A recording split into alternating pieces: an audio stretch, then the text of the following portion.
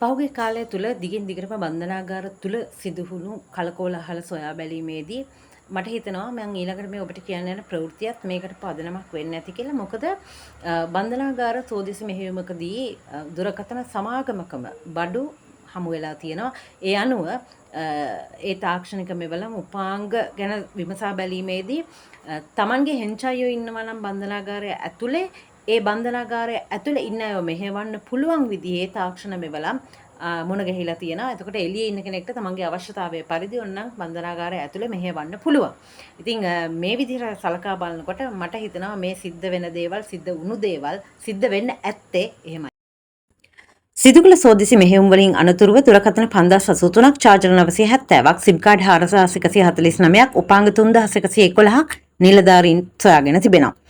දැඩි පාලන ලිහිල් බව සහ ආරක්ෂක හිඩැස් සම්බන්ධයෙන් තිගැස්මක් ඇති කරවන තොරතුරු රැසක් ජාතික විගණන කාර්යාලය නිකුත් කළ අලුත්ම වාර්තාවෙන් හෙළි වී තියෙනවා.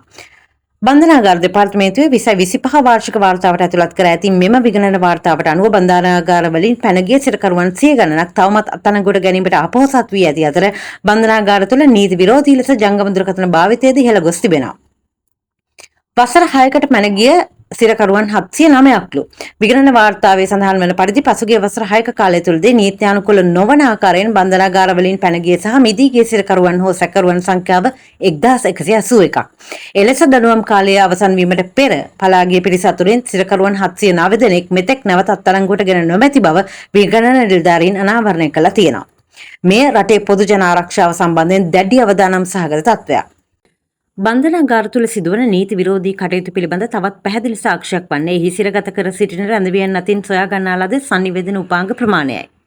වාර්තාවට අනුව පසුගිය වසරේ අවසාන දිනය වන විට බන්ධනාගාර ආයතන 22කින් පමණ පාත සඳහන් උපාංග අත්අඩංගුවට පත් කරගෙන තිබෙනවා.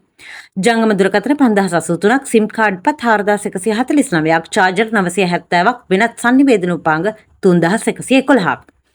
මෙම තාක්ෂණික උපකරණ බන්ධනාගාර රැඳවියන් අතර පත්වීම වැළැක්වීමට විධිමත් හා කාර්යක්ෂම පියවර ගත යුතු බව විගණන නිලධාරීන් පෙන්වා දෙනවා.